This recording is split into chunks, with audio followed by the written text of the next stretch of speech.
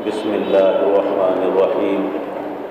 الحمد لله وكفى وسلام على عباده الذين اصطفى. أما بعد فأعوذ بالله من الشيطان الرجيم. بسم الله الرحمن الرحيم. قل يا عبادي الذين أسرفوا على أنفسهم لا تقنطوا من رحمة الله إن الله يغفر الذنوب جميعا إنه هو الغفور الرحيم. صدق الله العظيم. سبحان ربك رب العزة عما يصفون وسلام على المرسلين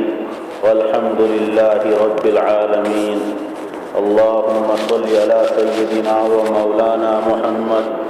وعلى آل سيدنا ومولانا محمد وبارك وسلم.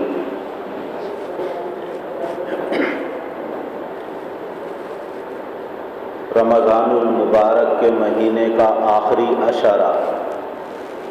اور اس کے بھی 2 دن باقی رہ گئے. اللہ نے رمضان کو 3 عشروں پر تقسیم فرمایا. رحمت، مغفرت اور جہنم سے چھٹکارے کا عشرہ. یہ آخری عشرہ جہنم سے خلاصی، نجات اور چھٹکارے کا عشرہ ہے. اللہ تعالیٰ اپنے بندوں کی اس مہینے کے اندر جہنم سے خلاصی عطا فرماتا ہے. جو رمضان المبارک کی رحمتوں سے مالا مال ہوتے ہیں اور اس رمضان المبارک کے مہینے کے گزرنے سے پہلے اللہ کی بارگاہ میں اپنے گناہوں پر ندامت اور پشیمانی کا اظہار کرتے ہیں، آئندہ اپنی زندگی کے اندر انقلاب پیدا کرنے کا عزم مصمم اور پختہ ارادہ کر لیتے ہیں اور یہ تہیہ کر لیتے ہیں کہ جو ہماری اب تک 11 مہینوں کی زندگی منمانی زندگی گزری ہے، اس 1 مہینے کے کورس کے عنایت فرمائے جانے کی وجہ سے اب وہ صلاحیت اور وہ استعداد پیدا ہو جاتی ہے کہ پھر باقی 11 مہینے اللہ کی اطاعت اور عبادت میں گزارے جائیں. تو اس بات کا تہیہ کر لے کہ اب آئندہ کی زندگی تقوی والی زندگی ہوگی، نافرمانی والی زندگی نہیں ہوگی. تو اللہ تعالیٰ اس آخری عشرے میں ایسے بندوں کو جہنم سے نجات اور چھٹکارا عطا فرماتا ہے. یہ اللہ نے تربیتی کورس عطا فرمایا مبارک مہینے میں، اور مبارک مہینے کا اور اس کا مصداق اور مقصد بھی بتا دیا، لعلکم تتقون. یہ اس لیے اللہ نے رمضان کا مہینہ عنایت فرمایا، روزے فرض قرار دیے، نماز تراویح سنت قرار دی اور نوافل پر اللہ نے فرضوں کا ثواب عنایت فرمایا اور فرض کے اوپر 70 فرضوں کا ثواب عنایت فرمایا. اور اللہ کی طرف سے بندوں کے لیے یہ ترغیب، آقائے دو جہاں کی طرف سے اپنے امتیوں کے لیے یہ تعلیم کہ دیکھو تمہاری آنکھیں بھی روزے دار بن جائیں، تمہارے کان بھی روزے دار بن جائیں، ہاتھ اور پیر بھی روزے دار بن جائیں، دل اور دماغ بھی روزے دار بن جائے، سراپا تمہارا روزے دار بن جائے، جس کا مقصد یہ حاصل ہوگا کہ تمہارے اندر تقوی اور پرہیزگاری آئے گی. جس طرح تم نے اللہ کے حکم کے مطابق اپنے آپ کو روزے کی حالت میں حلال چیزوں سے روک لیا، کھانے سے روک لیا، پینے سے روک لیا، لذتوں کے حاصل کرنے سے اپنے آپ کو روک لیا، جو حلال چیزیں تھیں ان کے استعمال سے تم رک گئے، اللہ نے جو تمہارے لیے حرام قرار دی ہیں ان سے اپنے آپ کو روکنے والے بھی بن جاؤ. اس طرح کہ جس طرح تمہاری شرمگاہ، تمہارا منہ روزے دار بن گیا، آنکھوں سے اللہ کی نافرمانی نہ ہو، لعلکم تتقون پر عمل ہوگا کہ تقوی آ جائے گا، آنکھیں روزے دار بن جائیں، کانوں سے گناہ سرزد نہ ہو، کان روزے دار بن جائیں، اعضاء جوارے اور ہاتھ پیروں سے گناہ نہ ہو، لعلکم تتقون. تقوی آ جائے، پرہیزگاری آ جائے اور یہ ہمارے اعضاء جوارے روزے دار بن جائیں. اللہ نے اس لیے تربیتی کورس 1 مہینے کا عنایت فرمایا، اور اللہ تبارک و تعالی جو گناہ ہوئے ہیں ان گناہوں پر معاف کرنا چاہتا ہے۔ اللہ تعالیٰ تو بہانے تلاش کرتا ہے، اللہ تعالیٰ اپنے بندوں کی مغفرت کرنا چاہتا ہے، لیکن ہم اللہ سے مغفرت طلب کرنے والے بنے۔ اللہ ہمارے گناہوں پر معافی کا قلم پھیرنا چاہتا ہے، لیکن ہم اللہ سے اپنا صحیح تعلق قائم کرنے والے تو بن جائیں۔ اللہ تبارک و تعالیٰ نے تو قرآن کریم کے اندر کتنی آیات ایسی نازل فرمائی جن نے اپنے بندوں کو امید دلائی، یقین دلایا کہ تم مانگ کر تو دیکھو، تم توبہ کر کے تو دیکھو، تم مغفرت طلب کر کے تو دیکھو، مجھے اپنے ماں اور باپ سے زیادہ اپنے اوپر شفیق اور مہربان پاؤ گے۔ اللہ تبارک و تعالیٰ کی رحمتوں کے 100 درجے، اور اللہ نے ایک رحمت کا درجہ اس دنیا کے اندر اتارا۔ اس ایک رحمت کے اثر کی بنا پر ماں اپنے بیٹے سے کتنا پیار اور کتنی محبت کرتی ہے، دوست احباب ایک دوسرے سے بے پناہ محبت کرتے ہیں، اولاد اپنے والدین سے محبت کرتی ہے، جانوروں کے اندر بھی اللہ نے وہ رحمت رکھی ہے جس کی وجہ سے جانور بھی ایک دوسرے سے اپنی جنس کے جانوروں سے محبت کرتے ہیں۔ اس دنیا کے اندر جب ایک رحمت کا یہ اثر ہے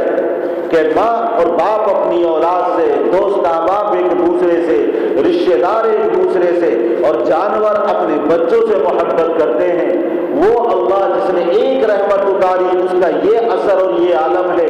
تو وہ اللہ جس کی رحمتوں کے 100 درجے ہیں اس کی مغفرت کا اور اس کی رحمتوں کا کیا ٹھکانہ ہوگا۔ اللہ تعالیٰ نے اسی رحمتوں کے پیش نظر اپنے بندوں کو یقین دلایا،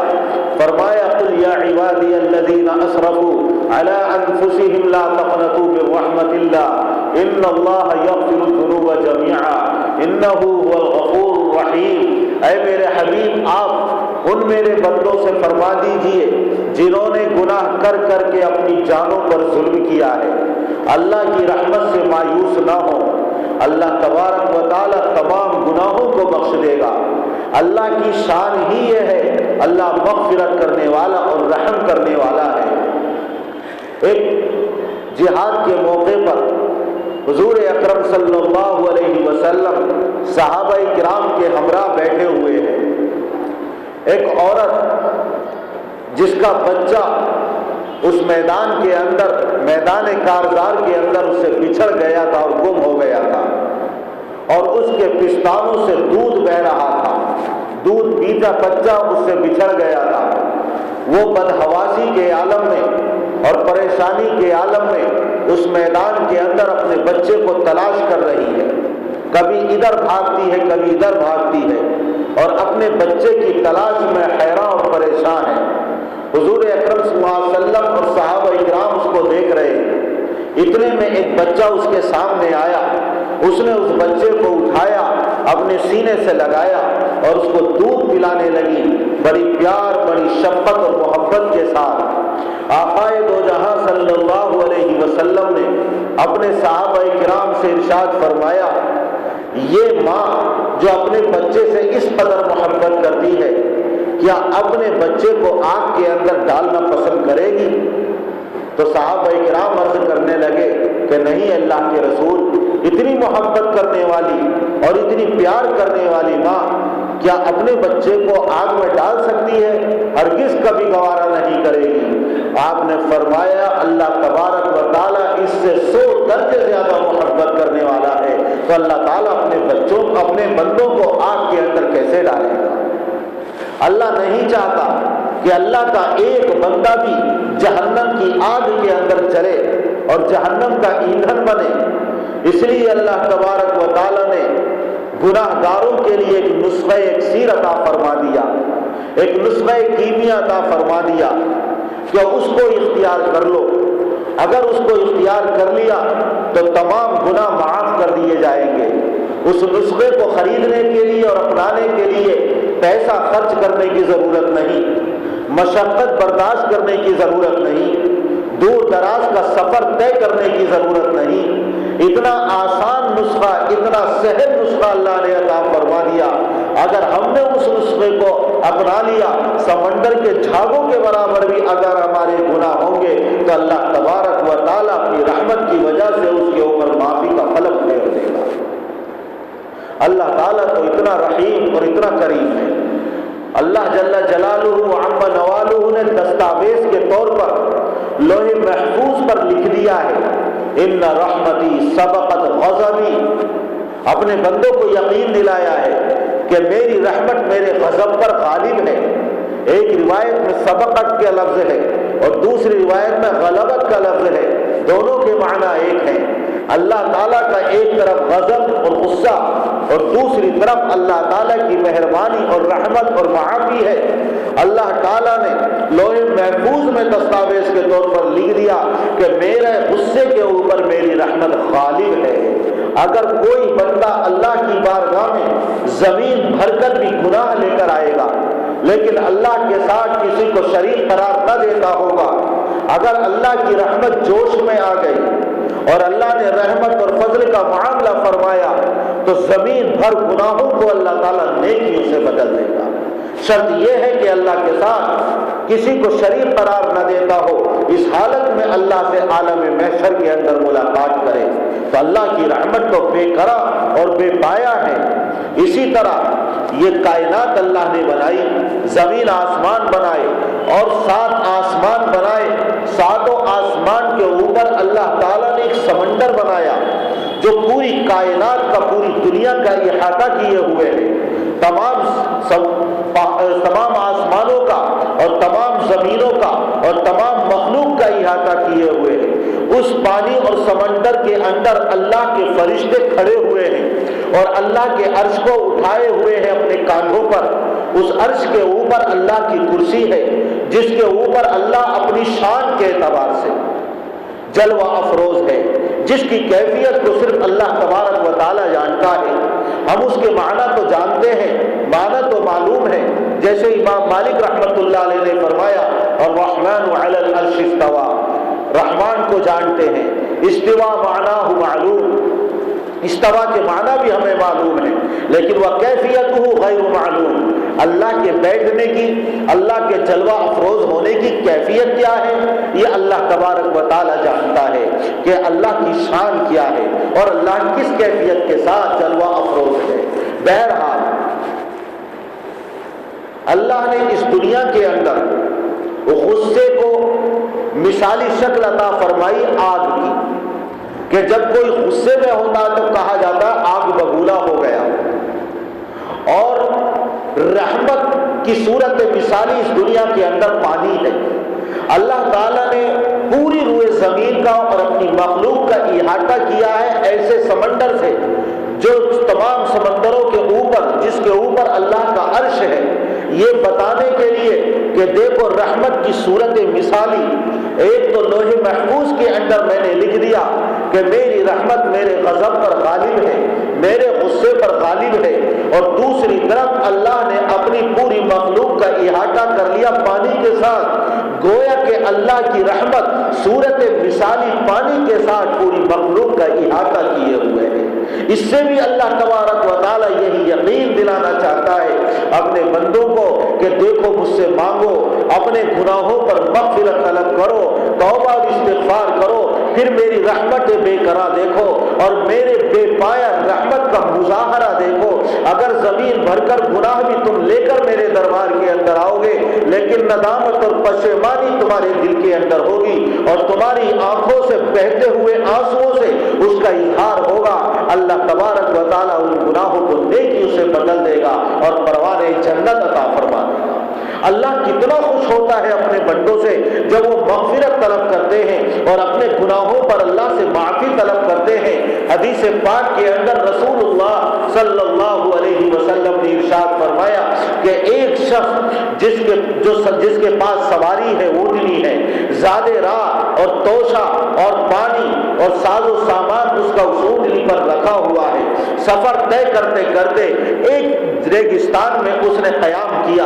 اور سو گیا۔ جب آنکھ اس کی کھلی تو اس کی اونٹنی ساز و سامان توشے اور زیادہ راہ کے ساتھ غائب تھی۔ اس نے اس میدان کے اندر سب جگہ تلاش کیا، ہر طرف بھاگا پھرا، لیکن کہیں اس کی اونٹنی اس کو نظر نہ آئی، یہاں تک کہ بھوک اور پیاس سے بے حال ہو گیا۔ اسے موت نظر آنے لگی۔ اس نے یہ سوچا کہ جب مرنا ہی ہے تو چلو اسی جگہ پر جا کر موت کا انتظار کرتے ہیں جہاں میری اونٹنی گم ہوئی تھی۔ اسی جگہ وہ آ کر موت کے انتظار کے اندر لیٹ گیا۔ اس کی آنکھ لگ گئی، غنودگی اور اونگ اور نیند اس کے اوپر طاری ہو گئی، لیکن جب اس کی آنکھ کھلی تو اس نے دیکھا کہ اس کی اونٹنی ساز و سامان کے ساتھ، کھانے پینے کے ساتھ اس کے سامنے کھڑی ہوئی ہے۔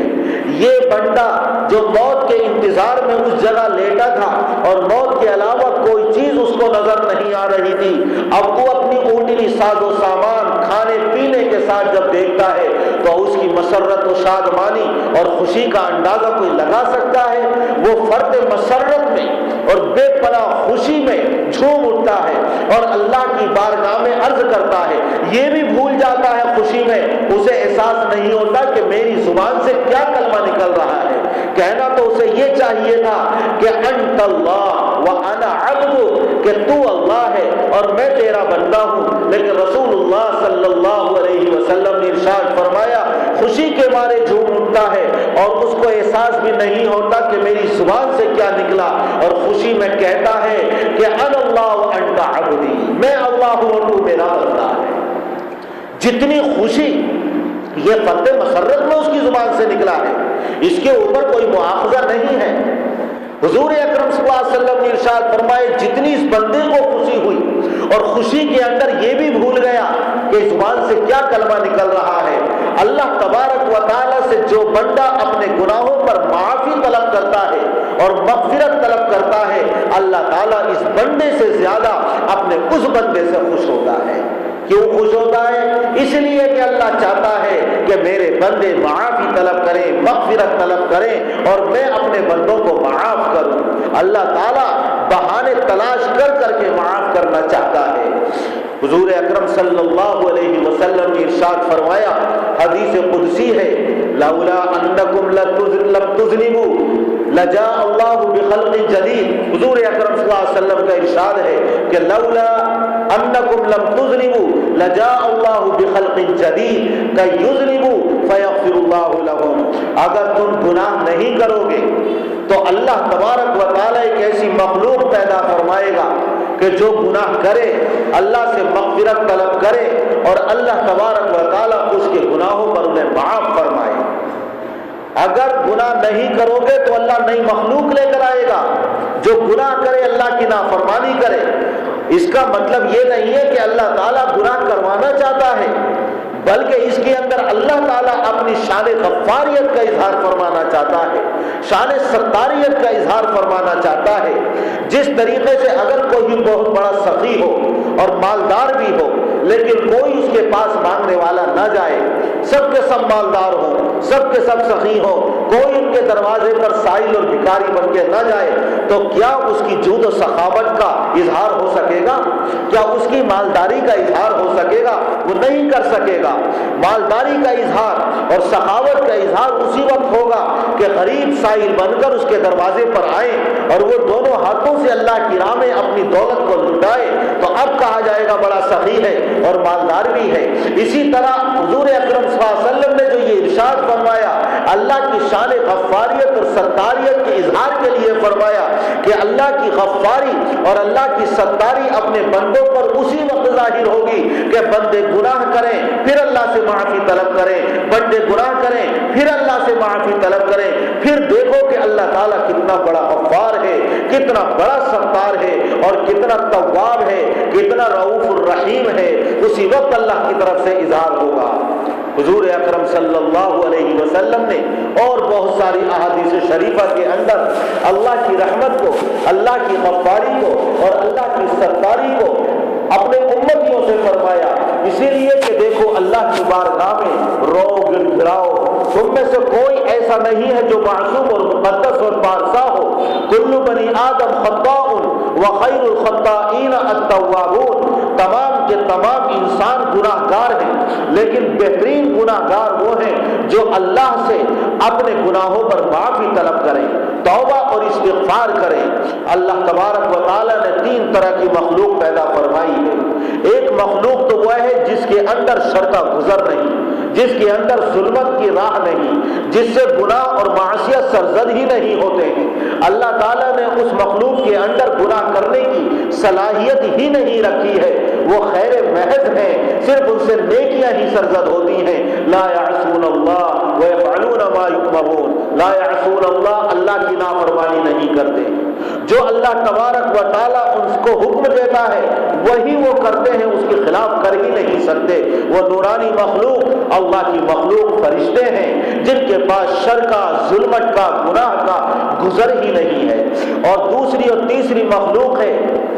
جنات اور انسان۔ یہ ایسی مخلوق ہے کہ جن کے اندر اللہ نے خیر کا مادہ بھی رکھا ہے، شر کا مادہ بھی رکھا ہے۔ یہ اگرچہ گناہوں سے رک جائیں اور صفت ملکوتیت ان کے اوپر غالب آ جائے، اللہ کا ڈر اور خوف ان کے اوپر غالب آ جائے، اس کی وجہ سے گناہ کو چھوڑ دیں، اہل اللہ کی صحبت اختیار کرنے کی وجہ سے ان کا نفس امارہ مر جائے اور شیطان کی اتباع سے اپنا پیچھا چھڑا لیں اہل اللہ کے فیض اور صحبت کی بنا پر، یہ تو ممکن ہے کہ گناہ چھوڑ دیں، لیکن گناہ کرنے کی صلاحیت ہی ختم ہو جائے، ایسا انسان سے نہیں ہوتا ہے۔ وہ کتنا بھی نیکوکار بن جائے، مطیع اور فرما بردار بن جائے، پھر بھی اس کے اندر گناہ کرنے کی صلاحیت ہے، اور کتنا بھی بدکار اور گناہ گار ہو تب بھی اس کے اندر نیکی کرنے کی صلاحیت موجود ہوتی ہے۔ یہی حال جنات کا ہے۔ تو ان کے اندر اللہ نے خیر کا مادہ بھی رکھا ہے، شر کا مادہ بھی رکھا ہے، نیکی کرنے کی صلاحیت بھی رکھی ہے، برائی کرنے کی بھی صلاحیت رکھی ہے۔ اس لیے ہر انسان گناہ گار ہے، کوئی بھی یہ دعویٰ نہیں کر سکتا انبیاء کرام کی جماعت کے علاوہ کہ وہ گناہ اس سے نہیں ہوئے ہیں۔ صحابہ کرام جن کو اللہ تبارک و تعالیٰ نے معصوم تو نہیں بنایا، البتہ اکثر افراد کو محفوظ بنایا، اور معدود چند ایسے بھی گزرے کہ جن سے گناہ کا صدور ہوا ہے، لیکن انہوں نے گناہوں پر ایسی توبہ کی ہے کہ ان کے گناہوں پر ہزاروں نیکیاں قربان کی جا سکتی ہیں، ان کے گناہوں کے اوپر ہزاروں نیکیاں قربان کی جا سکتی ہیں۔ صحابہ کرام کو اللہ تبارک و تعالیٰ نے اسی توبہ اور مغفرت کی بنا پر، اللہ کے ڈر اور خشیت کی بنا پر ایک تمغہ اور اعزاز عطا فرمایا ہے، اعزازی لقب اور خطاب جو قیامت تک ان کی رضا اور اللہ سے خوش ہونے کا اعلان قرآن کریم کے اندر کیا جاتا رہے گا۔ رضی اللہ عنہم ورضوا عنہ، کہ اللہ تعالیٰ ان سے راضی اور وہ اللہ تعالیٰ سے راضی اور خوش۔ جب اگر صحابہ کرام سے کوئی گناہ ہو گیا، انہوں نے اللہ سے ایسی معافی اور توبہ کی کہ اللہ نے اپنی رضا اور خوشنودی کا پروانہ ان کو عطا فرما دیا، تو پھر کسی انسان کو ان کی زندگی کے اوپر انگشت نمائی کرنے کی ضرورت ہی کیا ہے۔ کسی کو حق نہیں پہنچتا کہ اب ان کے گناہوں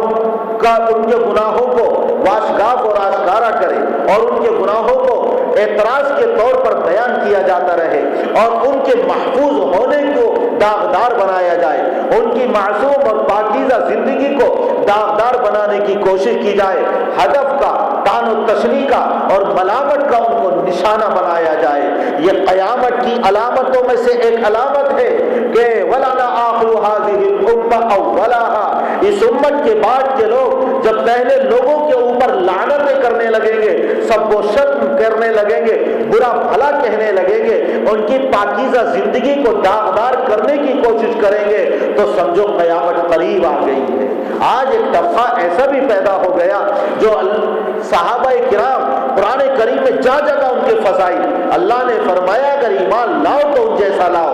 اگر اعمال کرو تو ان جیسے کرو، آمنو کما آمن الناس، اگر صحابہ کرام جیسا ایمان نہیں تو تمہارا ایمان معتبر نہیں، صحابہ کرام جیسے اعمال تمہارے پاس نہیں تو تمہارے اعمال معتبر نہیں۔ اللہ کے رسول کے بعد تمہارے لیے معیار، کسوٹی اور پرکھ اور دنیا کے اندر مقبول اور مردود ہونے کی ترازو اللہ تعالیٰ نے قائم فرما دی ہے کہ صحابہ کرام کے ایمان اور اعمال کے اوپر اپنے ایمان اور اعمال کو پرکھو،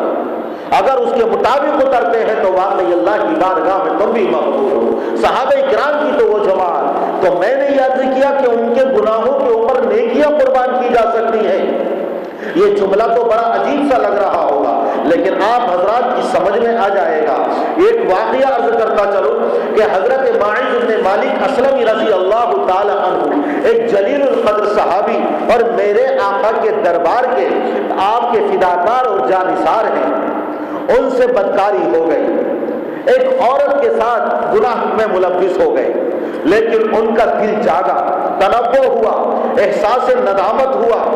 اور کوئی دیکھنے والا نہیں، کسی کو معلوم نہیں۔ اگر چاہتے تو اپنے گناہ پر پردہ ڈال دیتے اور تنہائیوں میں اللہ سے معافی طلب کرتے، اللہ تو معاف کرنے والا ہے، لیکن میرے آقا کی مجلس کے اندر آئے اور کہنے لگے اللہ کے رسول انی زنیت طہرنی انی زنیت، مجھے پاک کر دیجئے، مجھ سے گناہ ہو گیا ہے، بدکاری ہو گئی ہے، ایک عورت کے ساتھ میں نے منہ کالا کیا، آپ نے منہ پھیر لیا۔ دوسری طرف انہوں نے پھر آ کر اقرار کیا طاہرنی یا رسول اللہ، مجھے گناہ سے پاک کر دیجئے، پھر آپ نے تیسری طرف منہ پھیر لیا، تیسری طرف آ کر اقرار کیا، پھر آپ نے چوتھی طرف منہ پھیر لیا۔ جب چار طرف چار مجلسوں میں اقرار کر لیا تو آپ نے صحابہ کرام سے فرمایا ذرا سن کر تو دیکھو، انہوں نے شراب تو نہیں پی ہے کہ شراب کے نشے میں بار بار اپنے گناہ کا اقرار اور اعتراف کر رہے ہیں؟ تو جب سن کر دیکھا تو کوئی شراب کی بو بھی محسوس نہیں ہو رہی تھی۔ حضور اکرم صلی اللہ علیہ وسلم سے صحابہ نے عرض کیا کہ یہ تو ہوش و حواس کے ساتھ کہہ رہے ہیں۔ آپ نے فرمایا جانتے بھی ہو جس گناہ کا تم اقرار کر رہے ہو وہ گناہ کیا ہے، کسے کہتے ہیں؟ فرمایا انہوں نے کہ ہاں اللہ کے رسول، جو اپنی منکوحہ اور اپنی بیوی کے ساتھ جائز طریقے پر خواہش کو پورا کرتا ہے، اجنبی یا عورت سے ناجائز اور حرام طریقے پر اس خواہش کو پورا کرے، میں نے وہ گناہ کیا ہے، میں جانتا ہوں۔ اور اس طرح جیسے کنویں کے اندر ڈول اور جیسے سرمے دانی کے اندر سلائی، اس طرح انہوں نے جب بیان کیا تو اب حضور اکرم صلی اللہ علیہ وسلم نے فرمایا کہ جاؤ ان کو سنسار کر دو۔ جب گناہ کا اقرار کر رہے تھے تو ان کو معلوم تھا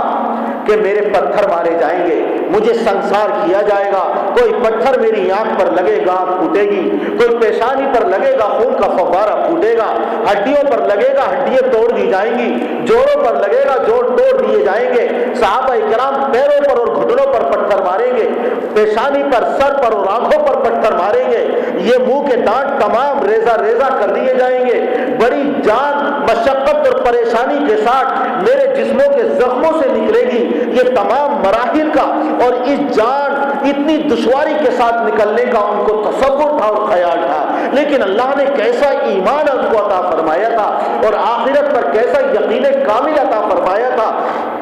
کہ آخرت کے عذاب کے مقابلے میں دنیا کے بڑے سے بڑے عذاب کو گوارا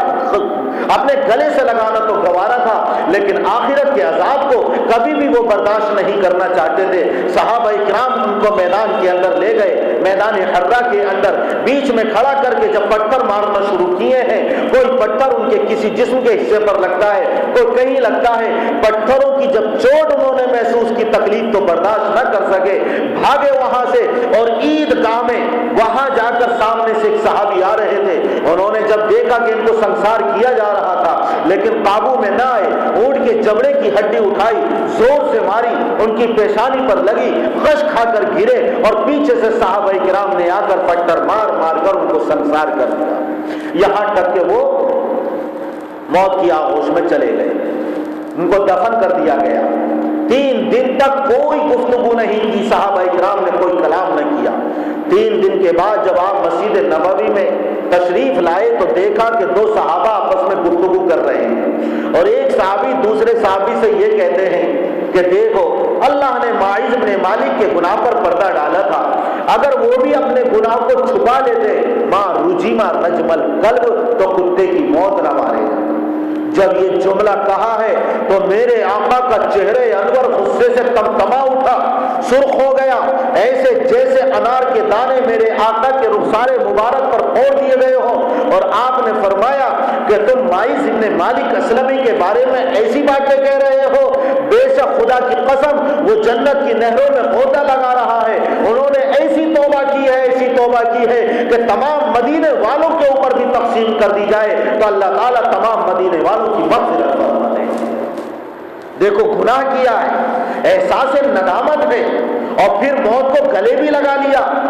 لیکن ایسا گناہ، لیکن اس پر توبہ کہ میرے آقا نے فرمایا کہ تمام مدینے والوں کے اس توبہ کی وجہ سے اللہ گناہ معاف فرما دے گا۔ تو یہ تو ایسے صحابہ کرام تھے کہ ان کے گناہوں کے اوپر بھی نیکیاں قربان کی جا سکتی ہیں۔ بسا اوقات نیکیوں کی وجہ سے بندہ اللہ سے دور ہو جاتا ہے اور گناہ کی وجہ سے اللہ سے قریب ہو جاتا ہے۔ نیکیوں کی وجہ سے دور ہونے کا مطلب سمجھ میں نہیں آتا، اور گناہوں کی وجہ سے اللہ کے قریب ہونے کا مطلب، ایک بندہ جو نیکیوں میں اللہ کی طاعت اور عبادت کے اندر مشغول ہے، لیکن اگر نیکیوں کے اوپر غرور اور گھمنڈ ہے، غرہ ہے، دوسروں کو حقیر سمجھتا ہے، ریاکاری ہے، ظاہر ہے یہ ایسی نیکیاں اور ایسی طاعت اور عبادت اس کو اللہ کی رحمت سے دور کر دے گی۔ حضور اکرم صلی اللہ علیہ وسلم نے حدیث شریف کے اندر دو شخصوں کا واقعہ بیان کیا۔ بنو اسرائیل میں دو شخص تھے، ایک بہت بڑا عابد اور پرہیزگار اور دوسرا گناہگار۔ عابد کے اوپر ایک بادل سایہ کیے ہوئے تھا۔ ایک گناہگار انسان نے اور اللہ کے بندے نے دیکھا، سوچا کہ میں اس کے پاس جاؤں اور اس سے پوچھوں اور اس کی صحبت اختیار کروں کہ تیری طرح میں اللہ کا برگزیدہ اور منتخب بندہ کیسے بن سکتا ہوں، اور میں اپنے گناہوں والی زندگی سے کیسے تائب ہو جاؤں۔ اللہ کی تیرے اوپر اتنی بڑی رحمت کہ اس دھوپ کی تمازت میں بادل کا سایہ، بادل تیرے اوپر سایہ کیے ہوئے ہے۔ جب وہ اس کے قریب اس نے آنا چاہا گناہگار اللہ کے بندے نے، اس نے ناک ہو چڑھائی اور اس کو دھکار دیا، اپنے قریب بھی اس کو پھٹکنے نہ دیا۔ اللہ تبارک و تعالی نے دونوں کی زندگی از سر نو شروع کرنے کا حکم دے دیا۔ اس عابد سے کہا کہ تو نے میرے اس گناہگار بندے کو حقیر سمجھا، اپنی نیکیوں کی وجہ سے، طاعت کی وجہ سے جتنی اب تک تو نے اپنی زندگی میں نیکیاں کی تھی وہ تمام کی تمام ہم مٹا دیتے ہیں، اب تو بھی اثر نو زندگی بسر کر، اور یہ گناہگار بندہ بھی اثر نو زندگی بسر کرے گا۔ اب بتائیے ان دونوں میں کون نقصان اور خسارے میں رہا؟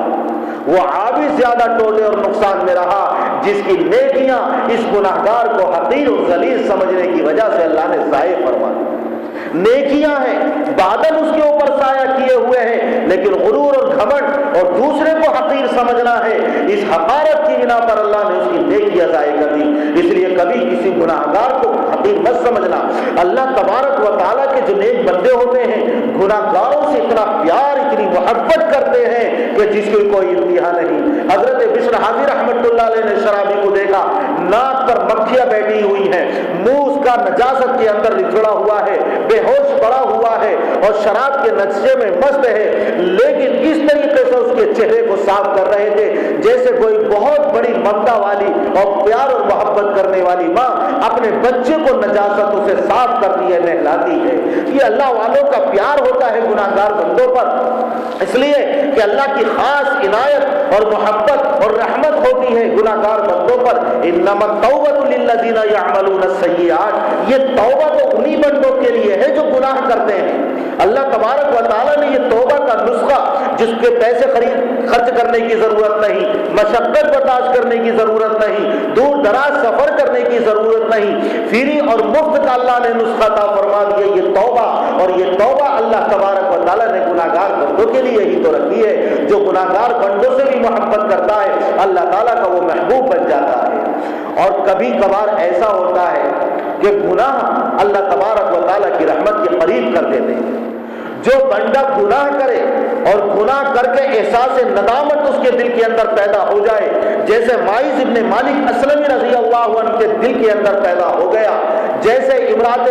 ایک عورت کے دل کے اندر پیدا ہو گیا جن سے گناہ کا صدور ہوا تھا اور ان کو بھی سنسار کر دیا گیا، ان کے بارے میں بھی رسول اللہ صلی اللہ علیہ وسلم نے یہی ارشاد فرمایا کہ اگر ان کی توبہ مدینے والوں کے اوپر تقسیم کر دی جائے تو اللہ تبارک و تعالیٰ تمام کے گناہوں کو معاف فرما دے۔ گناہ کی ندامت اور احساس دل کے اندر پیدا جب ہو جاتا ہے تو وہ بندہ اللہ کے قریب ہو جاتا ہے۔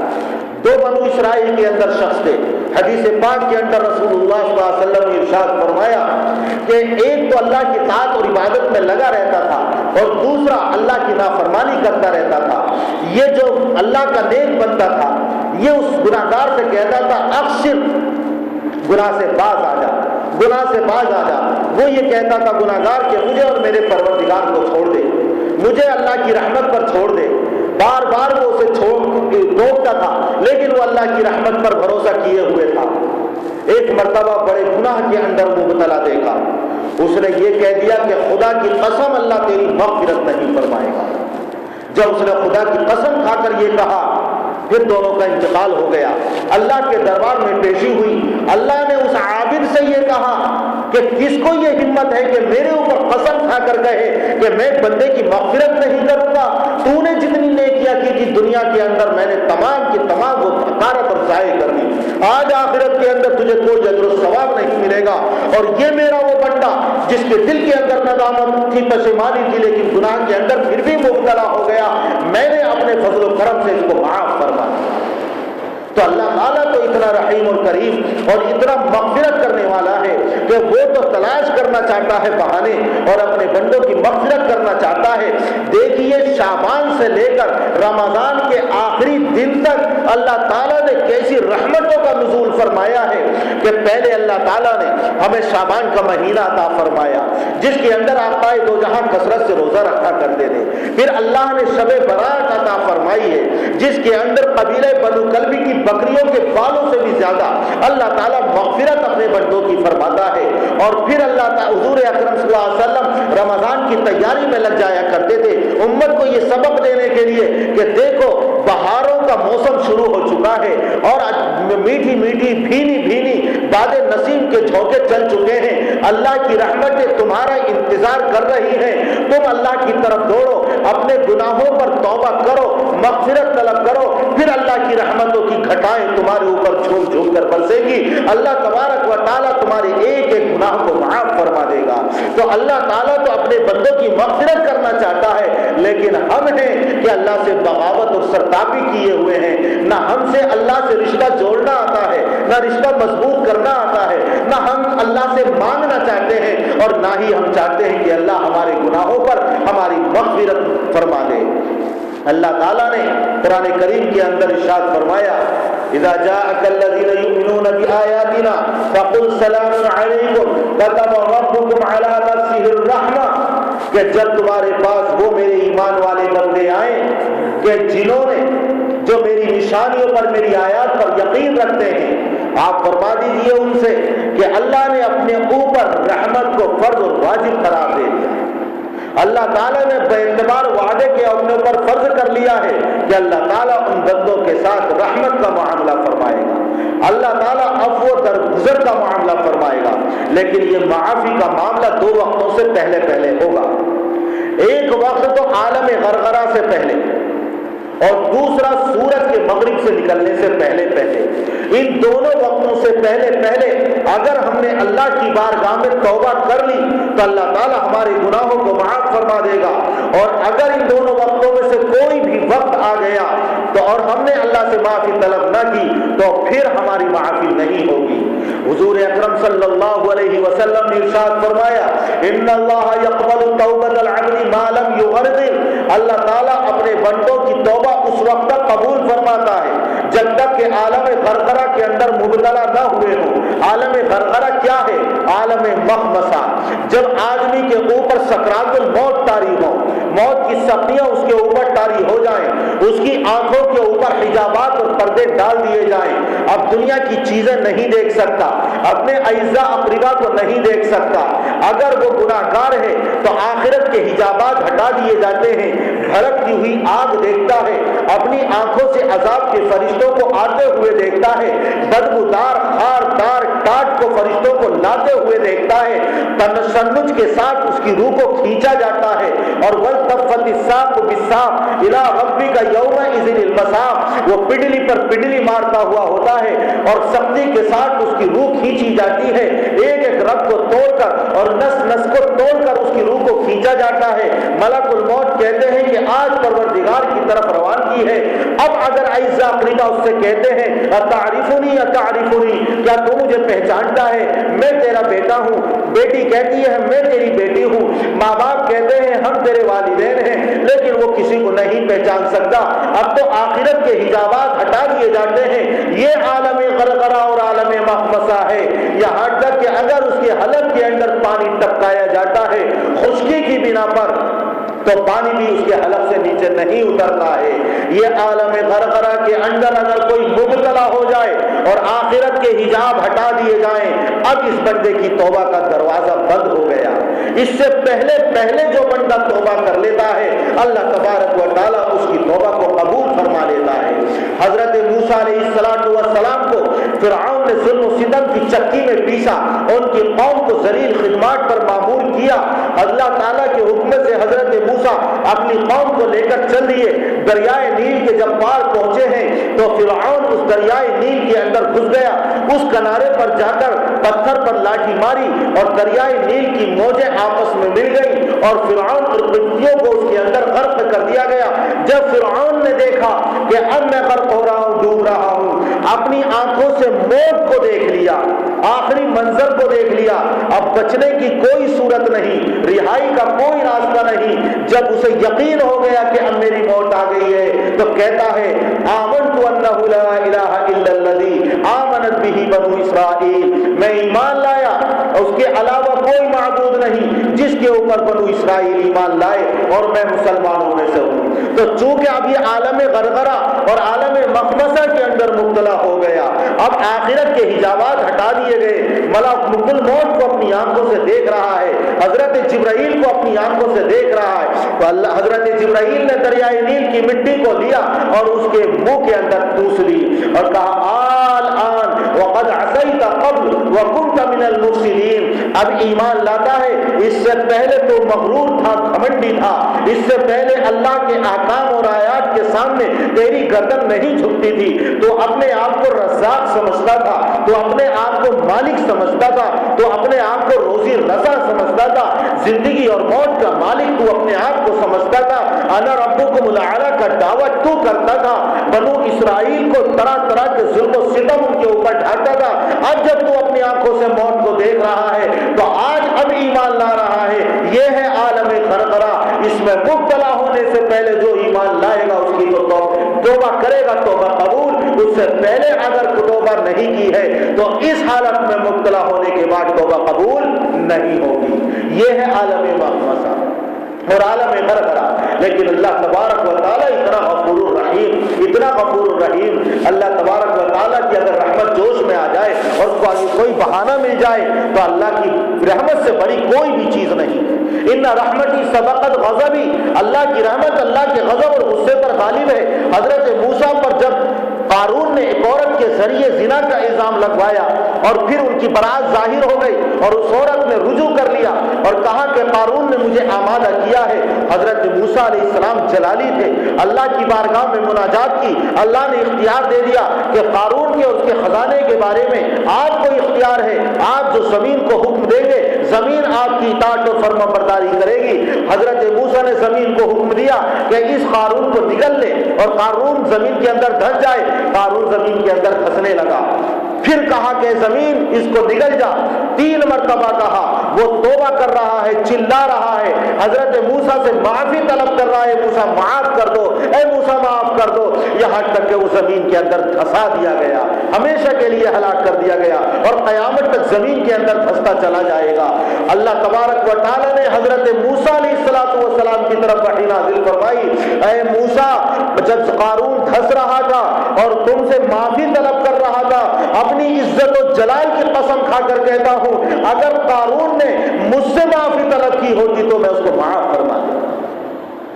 کتنا بڑا طاغی، کتنا بڑا سرکش، کتنا بڑا نافرمان، اللہ نے توریت کا علم عطا فرمایا، بے پناہ اس کو دولت عطا فرمائی، اس کو عزت عطا فرمائی، لیکن اس کے باوجود بغاوت پر اتر آیا اور اللہ کی شان کریمی اور شان رحیمی دیکھیے، پھر بھی فرما رہے ہیں کہ مجھ سے تو کوئی مانگے،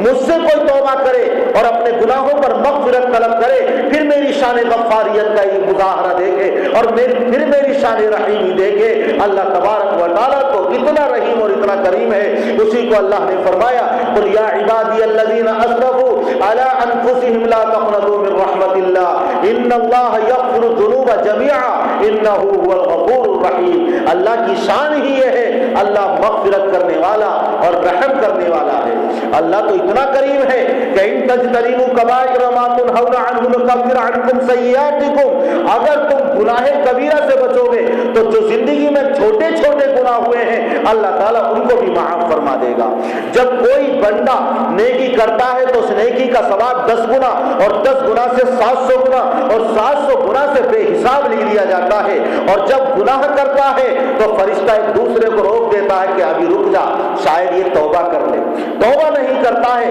پھر بھی گناہ کرتا ہے تو اللہ تعالیٰ اس گناہ کو ایک ہی گناہ لکھتا ہے، اور اگر وہ نیکیاں کر لے تو ان الحسنات یذہبن السیئات، یہ نیکیاں گناہوں کو مٹا دیتی ہیں۔ کتنا اللہ تعالیٰ غفور الرحیم اور کتنی شان غفاریت اور شان رحیمی کا اللہ اظہار فرما رہا ہے، لیکن ہم ہیں کہ ایسے بندے جو حقیقت میں نہایت گندے ہیں۔ اللہ تبارک و تعالیٰ کی شان رحیمی اور کریمی پر ہمارا اعتقاد، ایمان، ذہن اور یقین نہیں، اس لیے کبھی ہمیں اللہ سے اپنے گناہوں پر معافی اور مغفرت طلب کرنے کی توفیق نصیب نہیں ہوتی ہے۔ یہ گناہ ایک آگ ہے، چاہے گناہ صغیرہ ہو یا گناہ کبیرہ ہو۔ جب کوئی انسان کسی کے گھر میں آگ لگتی ہے تو آگ لگنے میں فائر بریگیڈ والوں کو فون کرے گا، مشینیں بلائی جائیں گی، اور دوست احباب اور پڑوسی اور رشتہ دار بھی اس آگ کو بجھانے کی کوشش کریں گے، خود بھی بالٹی لے کر بھاگے گا، آگ کو بجھانے کی کوشش کرے گا۔ لیکن یہ گناہ صغیرہ ہو یا گناہ کبیرہ، یہ آگ کی چنگاری ہے۔ جو انسان گناہ صغیرہ یا کبیرہ میں مبتلا ہو جائے تو اس کے سراپا کو روحانیت کے اعتبار سے جلا کر راکھ کر دیتی ہے۔ یہ گناہ اس کی آخرت کو تباہ اور برباد کر دیتا ہے۔ یہ گناہ اس کی نیکیوں کو جلا کر راکھ کا ایک ڈھیر بنا دیتا ہے۔ چاہے چنگاری ہے، چاہے چھوٹی ہو یا بڑی، گناہ ہے چاہے چھوٹا ہو یا بڑا، لیکن اگر ہم سے یہ گناہ ہو گیا، یہ آگ کی چنگاری ہم نے اختیار کر لی تو ہمیں کسی کو فون کرنے کی ضرورت نہیں ہے، دوست احباب کو بلانے کی ضرورت نہیں، پانی لے جانے کی ضرورت نہیں، بلکہ اللہ کی بارگاہ میں آنکھوں سے صرف آنسو کا ایک قطرہ اگر ہم نے ٹپکا دیا تو اللہ تبارک و تعالیٰ کی آنکھ کو یہ سرد کر دے گا۔ حضور اکرم صلی اللہ علیہ وسلم نے ارشاد فرمایا، اللہ کو 2 قطرے بڑے پسند ہیں، ایک تو خون کا قطرہ جو مجاہد کا میدان کارزار کے اندر گرتا ہے، گرنے سے پہلے اللہ اس کی مغفرت فرما دیتا ہے، اور گناہگار کی آنکھ سے بہنے والا اللہ کے خوف سے وہ آنسو کا قطرہ کہ جو ٹپکا تو اللہ تبارک و تعالیٰ اس کی وجہ سے جہنم کی آگ کو سرد کر دیتا ہے اور بجھا دیتا ہے۔ کتنا بڑا رحیم اور کریم ہے کہ گناہگار کی آنکھوں سے اللہ کے خوف سے ٹپکنے والے آنسو کو اس مجاہد کے خون کے قطرے کے برابر درجہ عطا فرما دیا ہے، جو اپنی جان کا نذرانہ اللہ کے راستے میں پیش کر رہا ہے۔ اللہ کی رحمت کا کوئی ٹھکانہ، اللہ کی شان کریمی کا کوئی ٹھکانہ۔ ایک تو دنیا کی آگ ہے اور ایک آخرت کی آگ ہے۔ دنیا کی آگ نیک اور بد کو سب کو جلاتی ہے۔ حضرت جرجیس علیہ السلام کو اس دنیا کی آگ نے جلا دیا۔ جو اس دنیا کے اندر آگ کے اندر اگر کوئی معزز اور نیک خاتون اللہ کی فرما بردار روٹی پکا رہی ہو، دھوکے سے آگ میں ہاتھ چلا جائے، اس نیک خاتون اور عورت کے بھی آگ ہاتھ جلا دے گی۔ تو یہ دنیا کی آگ امتیاز نہیں کرتی ہے، الا یہ کہ بہت سارے کرامتوں کے طور پر واقعات ہیں، جب اللہ نے چاہا ہے تو پھر امتیاز بھی اس آگ نے کیا ہے اللہ کے حکم سے۔ تو دنیا کی آگ سب کو جلاتی ہے، لیکن آخرت کی آگ صرف گناہ گاروں کو جلائے گی، اللہ کے نیک بندوں کو نہیں جلائے گی۔ ان بندوں کو نہیں جلائے گی جو گناہ گار اپنے گناہوں کے اوپر ندامت اور پشیمانی کے آنسو بہاتے ہیں۔ یہ آگ، دنیا کی آگ، اس آگ سے 70 درجے کم تر ہے، اور وہ آگ 70 درجے بڑھی ہوئی ہے۔ احادیث شریفہ کے اندر وارد ہوا ہے کہ اس آگ کی اگر ایک چنگاری وہاں رکھ دی جائے کہ جہاں سورج نکلتا ہے، ایک شخص وہاں ہو جہاں سورج ڈوبتا ہے، تو اس آگ کی چنگاری کی وجہ سے مغرب کے اندر کھڑا ہونے والا شخص بھی جل کر راکھ ہو جائے گا۔ لیکن گناہگار کی آنکھوں سے بہنے والا آنسو کا ایک قطرہ اس آگ کو بھی ٹھنڈا اور سرد کر دیتا ہے۔ اللہ تعالیٰ نے اتنی فضیلت عطا فرمائی ہے۔ اس دنیا کی آگ پانی سے سرد ہو سکتی ہے، لیکن جہنم کی آگ دنیا کے تمام سمندر بھی مل کر اس کو نہیں بجھا سکتے ہیں۔ اگر اس آگ کو بجھانے والی کوئی چیز ہے تو وہ گناہگار بندے کی آنکھوں سے بہنے والا آنسو کا قطرہ ہے۔ اس لیے اللہ تعالیٰ کو یہ آنکھوں سے بہنے والے آنسو اللہ کے خوف سے، احساس ندامت سے بہت پسند ہے، اور اللہ نے اتنا اونچا مقام اس کو عطا فرمایا ہے۔ اسی طرح ایک دنیا کا چشمہ ہوتا ہے جس سے پانی ابلتا ہے، اور ایک چشم ہے جس کو آنکھ کہتے ہیں۔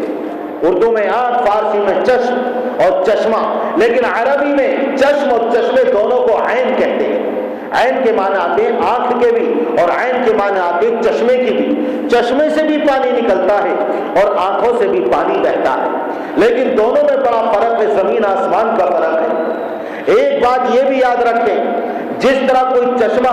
جس سے پانی بہ رہا ہو، لوگ فائدہ اٹھا رہے ہوں، تو وہ کارآمد سود مند ہوتا ہے، لیکن جس چشمے کے سودے خشک ہو گئے ہوں اور پانی ابلنا اس سے بند ہو گیا ہو، وہ بے سود اور بے فائدہ ہوتا ہے۔ اسی طرح وہ انسان اور اللہ کے بندے کی آنکھ جو اللہ کے خوف سے نہ روئے اور اس سے آنسو نہ بہیں، وہ بھی بیکار اور بے سود ہے۔ اللہ کو ایسی آنکھوں کی ضرورت نہیں۔ اس لیے تو حدیث میں فرمایا گیا، اگر گناہ نہیں کرو گے تو اللہ ایسی مخلوق پیدا کرے گا جو گناہ کرے پھر روئے اور گڑ گڑائے اور اپنے گناہوں پر اللہ سے معافی طلب کرے اور اللہ تعالیٰ ان کو بخشے۔ تو جن آنکھوں کے اندر آنسو نہ ہو، اللہ کے خوف سے وہ نہ روئے، تو اللہ تعالیٰ کو ایسی آنکھوں کی ضرورت نہیں ہے۔